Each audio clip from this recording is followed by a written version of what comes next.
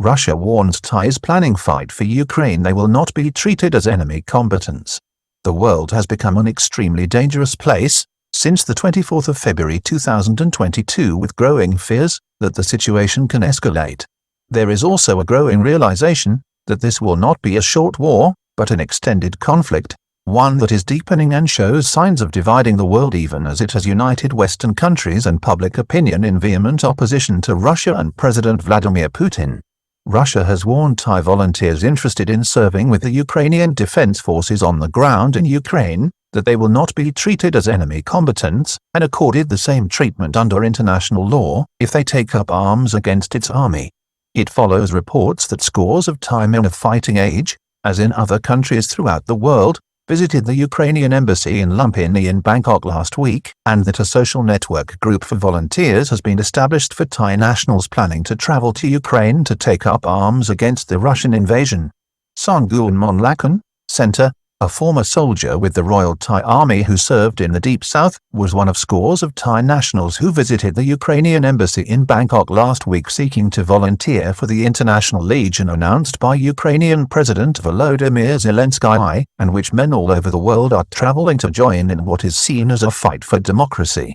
The Russian embassy in Thailand, on Saturday, warned Thai volunteers who have indicated they are willing to fly to Ukraine and fight with the new foreign legion being recruited by the embattled government in Kyiv, that they will not be treated as enemy combatants under the Geneva Convention and other humanitarian laws.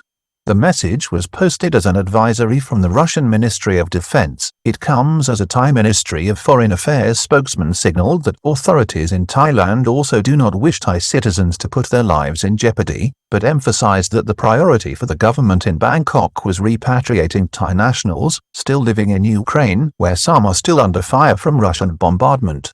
Over 1.5 million people have left Ukraine, nearly all of them women and children, as men stayed to fight on Friday, as fighting in Ukraine escalated further, with reports that up to 1.5 million women and children had fled the country, leaving men of fighting age behind to confront Russian forces. The Bangkok Post newspaper interviewed 3 Thai men on Wat Thay Road in the embassy district of Bangkok.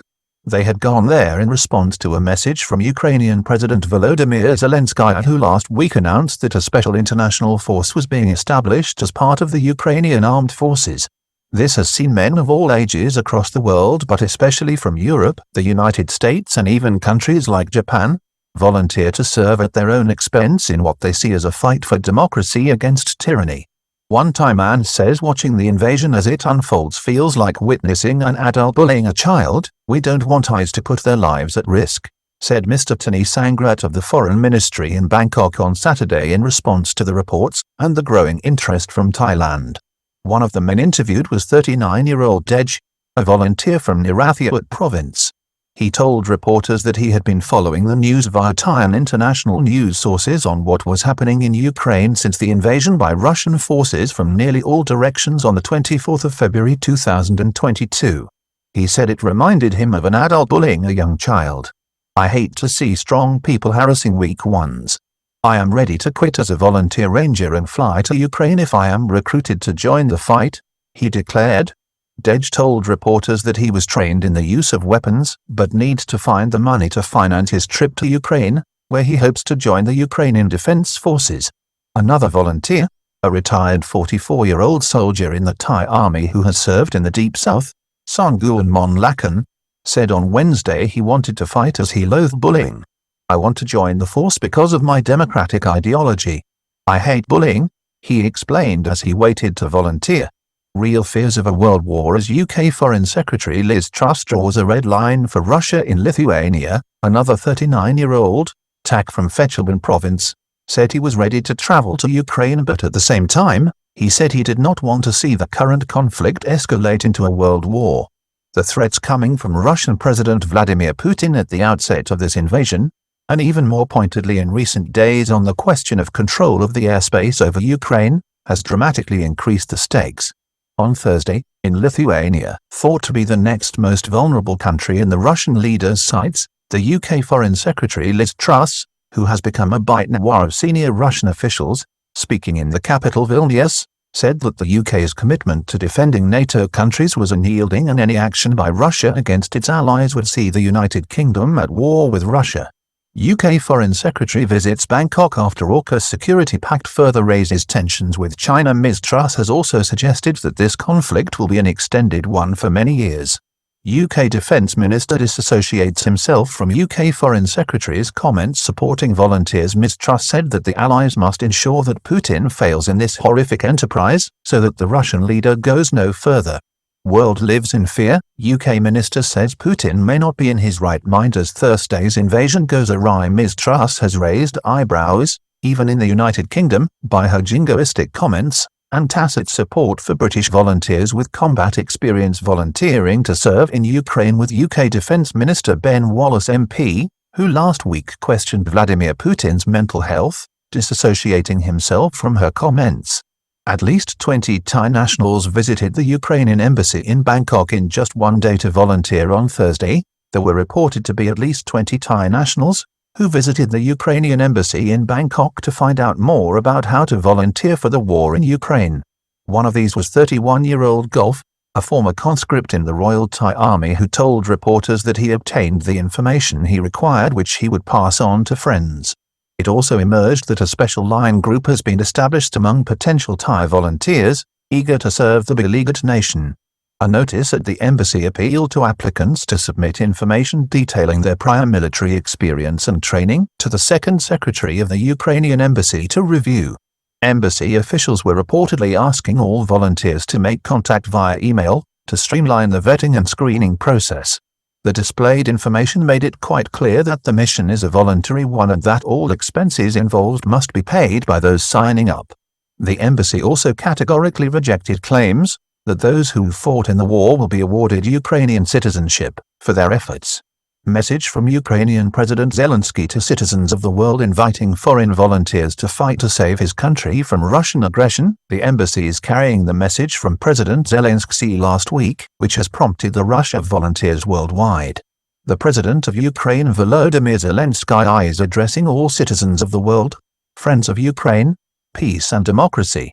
Anyone who wants to join the defense of Ukraine, Europe and the world can come and fight side by side with the Ukrainians against Russia, it reads. Foreigners have the right to join the armed forces of Ukraine for military service under a contract of a voluntary basis, to be included in the territorial defense forces of the armed forces of Ukraine.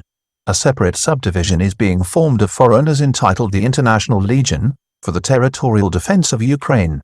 There is no greater contribution you can make for the sake of peace. For enrollment and details, please contact the Defense Attaché of the Embassy of Ukraine in your country. Prime Minister hails work to repatriate Thai nationals in Ukraine and cooperation among ASEAN countries on Saturday. Thai Prime Minister Prayut Chan-o-cha hailed the efforts to bring back Thai nationals from the conflict in Ukraine, and in particular the cooperation between Thai officials and those of Singapore, the Philippines and ASEAN. It is understood that over a dozen Thai nationals remain in the war-torn country, who officials are anxiously trying to extract. By Saturday evening, most had already returned on flights from Poland and Switzerland, after being taken by bus from transit centers within Ukraine. A spokesman for General Prayut said, "The Prime Minister would like to express his gratitude and encouragement to all sectors that are working together to help the Thai brothers and sisters in Ukraine quickly. It is urgent work during stressful situations. We appreciate the kindness and the friendship that Thai people have for their close neighbors and ASEAN members, such as the Philippines and Singapore, in times of hardship. Most of the Thai returning from Ukraine are women, with many employed in the once flourishing Thai massage and spa industry there." Thai woman recalls her surreal experience being driven by bus to safety through the war zone. Pornput Lex Unknown was one of 61 who flew in on an Emirates flight via Warsaw on Saturday. Afterwards, the returnees were tested for COVID-19 and taken to the Bamrasnaradara Infectious Disease Institute in Nonthaburi for a one-night stay in quarantine. Ms. Pornput told how the situation deteriorated so quickly last week, even though she knew she was being evacuated. Based in Kyiv, one day she planned to go to work, but awoke to find a city in a state of war with explosions and gunfire. She was instructed to make her way to a shelter where she was collected by a bus, which took her on a 15-hour drive to Warsaw across the border and into Poland. She said that during the trip from Kyiv, The bus was intercepted by a tank on the road, and she heard shells being fired above her head. Throughout the ride, I saw violent clashes, she confirmed. Situation has grown more dangerous as Western support for the embattled Ukrainians has gone further than planned. What was unthinkable is a possibility. There is a strong sense that this war is escalating with Western allies that have already gone further than envisaged. Aroused by the surprising and inspirational determination of the Ukrainian people, and President Volodymyr Zelensky, who overnight on Saturday spoke with U.S. congressional leaders. Although NATO, at its meeting on Friday in Brussels, categorically ruled out Ukrainian calls for a no-fly zone, there are some unconfirmed reports that old jet fighters from Eastern European countries may find their way into Ukraine. The popular support in Europe and the United States has driven the Western leadership into going beyond the bounds thought possible on the eve of the invasion. Many politicians, in both the United Kingdom and the United States, are now in favor of an oil embargo on Russia despite the huge repercussions for Western economies. The thinking is that more should be done now to stop Vladimir Putin, rather than later after the world has seen what he is capable of. The question now is whether the world may be on the eve of a world war, given the cooperation between Russia and China, while economic sanctions already imposed have been described as a declaration of war by Russia. Although this is highly unlikely, the fact that such a question is being raised at all is extremely disturbing. The world has become a far more dangerous place since the 24th of February 2022.